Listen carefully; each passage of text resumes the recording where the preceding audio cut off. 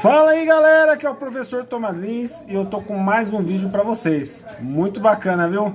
Hoje a gente vai falar aí sobre a República Velha e dar início aí à revolta das vacinas. Lembra aí de Oswaldo Cruz? Pede o que, Charlot? Pede pro pessoal fazer o quê? Se inscreva no canal e deixe seu like. É isso mesmo. Faz o que, Charlot?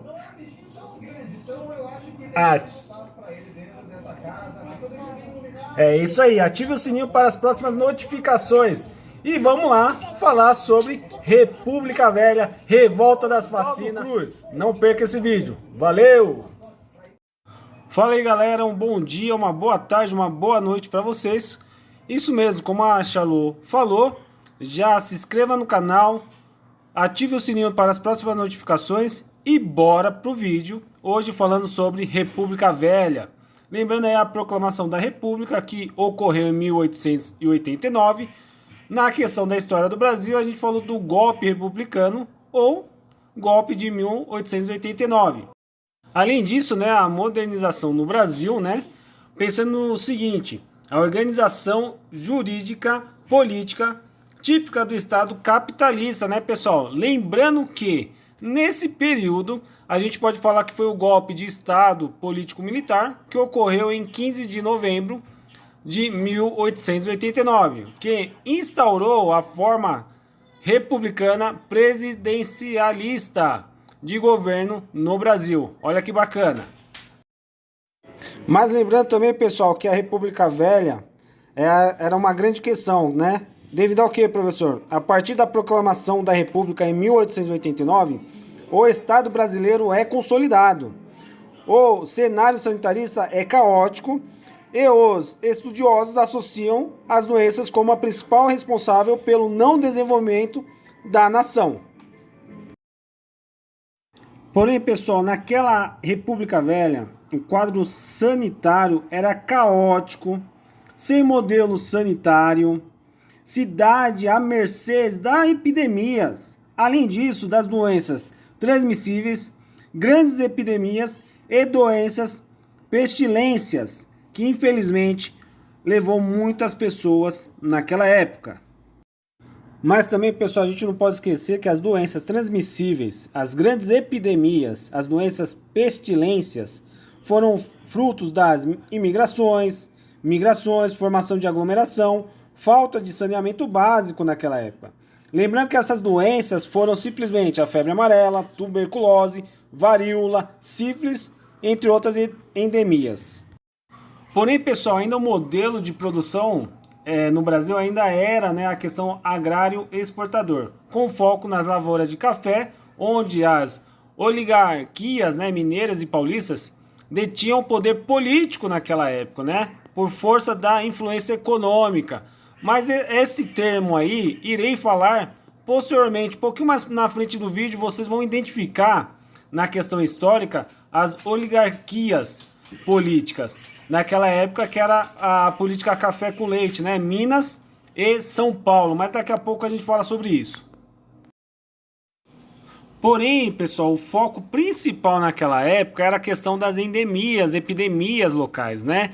Lembrando que na República Velha, com o resultado da concentração da economia na região sudeste, a imigração e migração, a formação de aglomeração urbana e a ausência de saneamento básico faz com que surge o panorama ideal para as epidemias e endemias, sendo que naquela época o foco principal era febre amarela, varíola, sífilis e tuberculose. Essas patologias eu irei abordar para vocês, para a gente deixar uma questão bem fixada. Quais são a sintomatologia e a fisiopatologia dessa doença? Posteriormente, nas próximas aulas, irei mostrar. Mas também, pessoal, tinha um grande agravo, viu? As perdas humanas afetavam a perda de capital financeiro. Exatamente.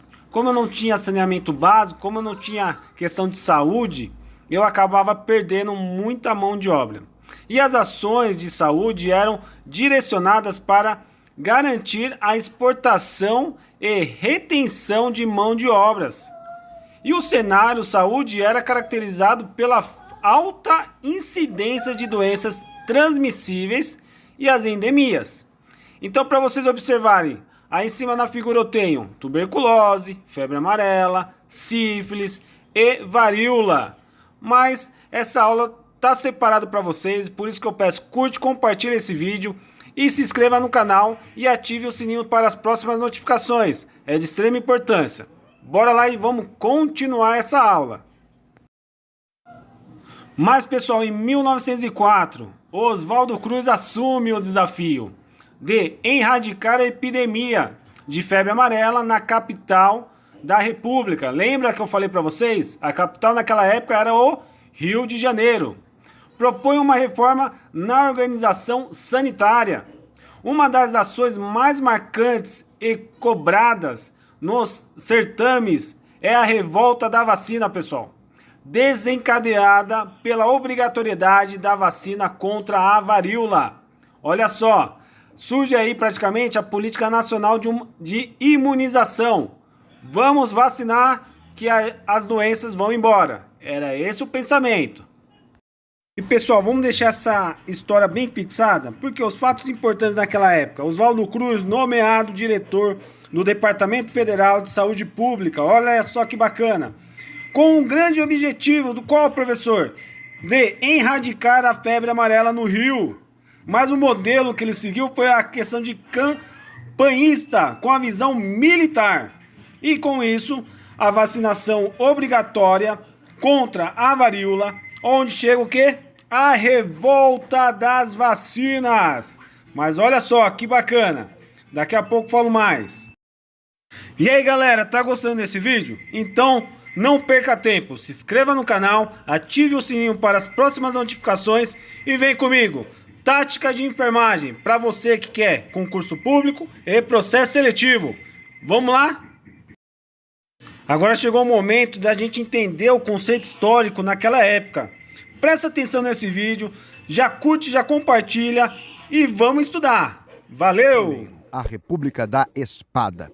Durou de 1889 a 1894. E sabe por que levou esse nome? Porque foi um período governado por militares. Calma aí que tem mais. Depois que a República foi proclamada, foi estabelecido um governo provisório. Daí, Deodoro da Fonseca foi escolhido para ser o presidente. Só que ele não estava agradando muito o pessoal, não. Era muito autoritário, o cara era linha dura.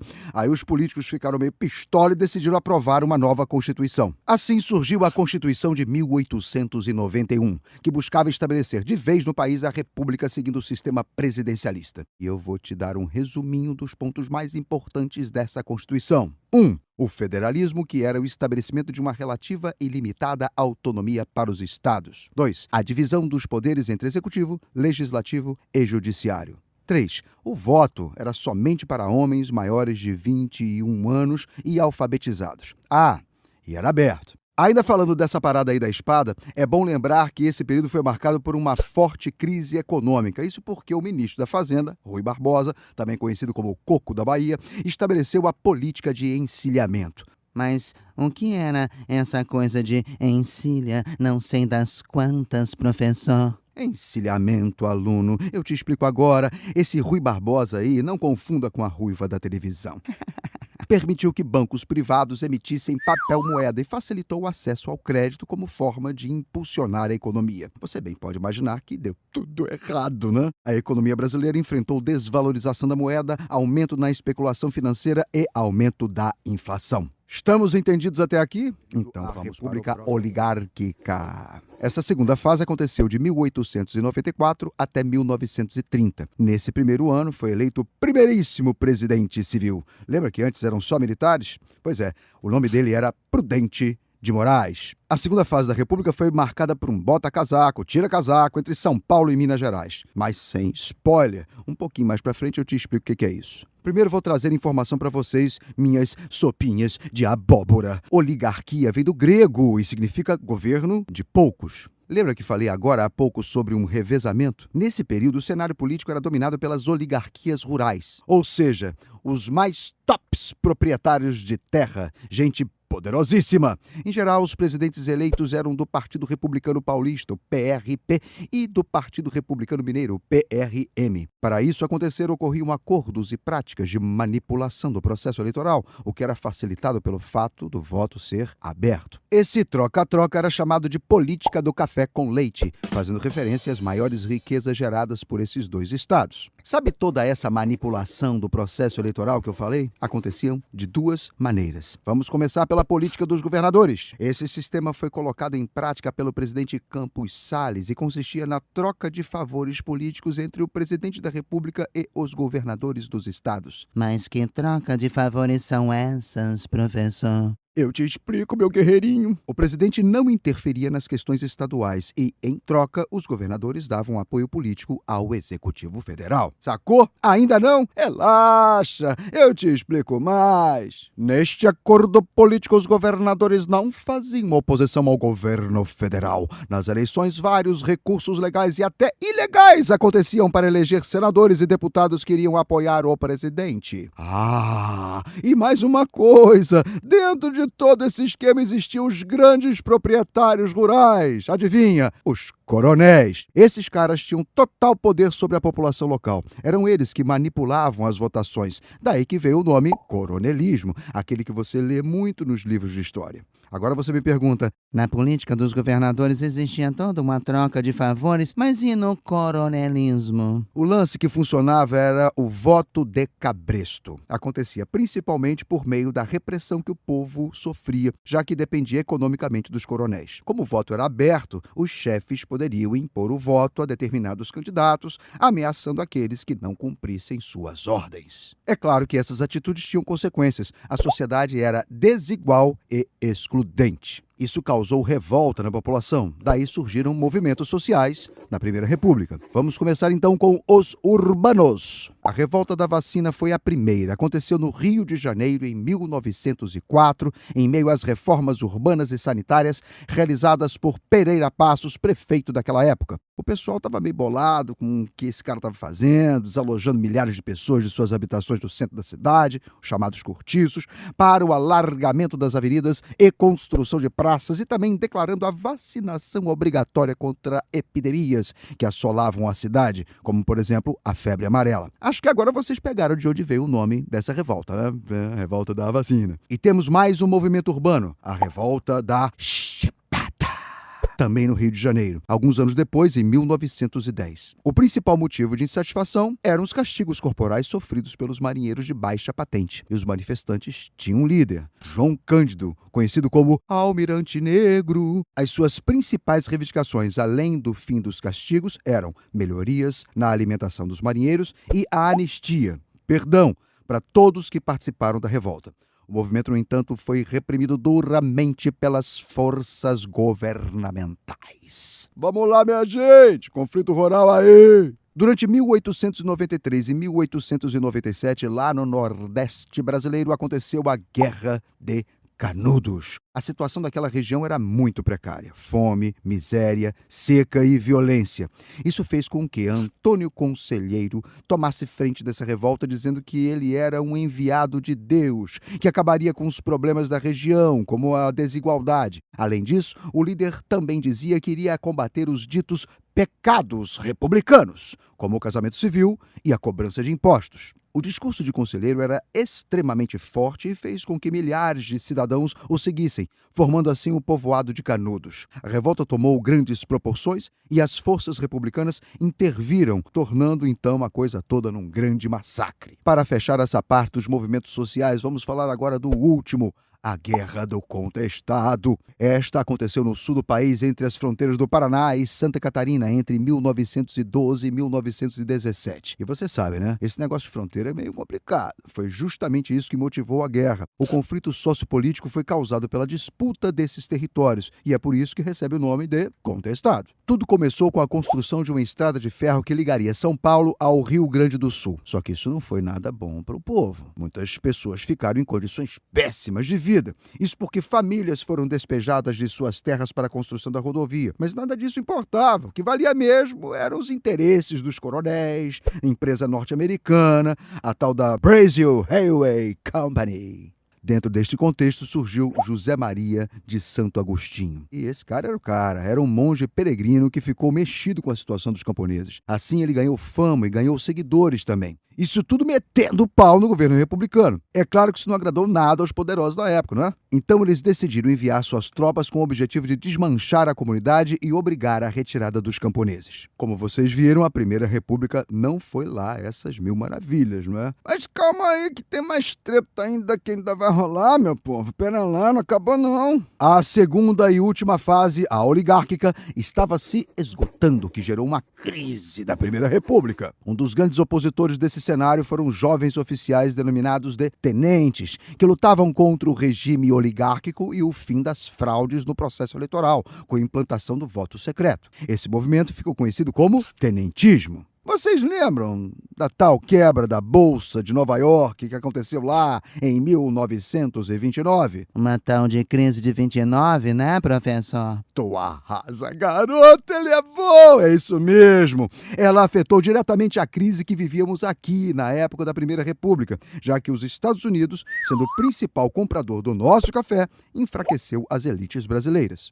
A partir dessa data só foi confusão. Eu falei lá no meio da explicação sobre aquele troca-troca entre São Paulo e Minas, Minas-São Paulo, lembra disso? Pois é, deu treta nessa parte também. Nas eleições de 1930, as oligarquias de Minas Gerais e São Paulo entraram em um sério conflito político. Era a vez de Minas Gerais indicar o candidato à presidência, já que Washington Luiz, paulista, indicado pelos paulistas, estava na presidência. Só que não foi bem assim que as coisas aconteceram.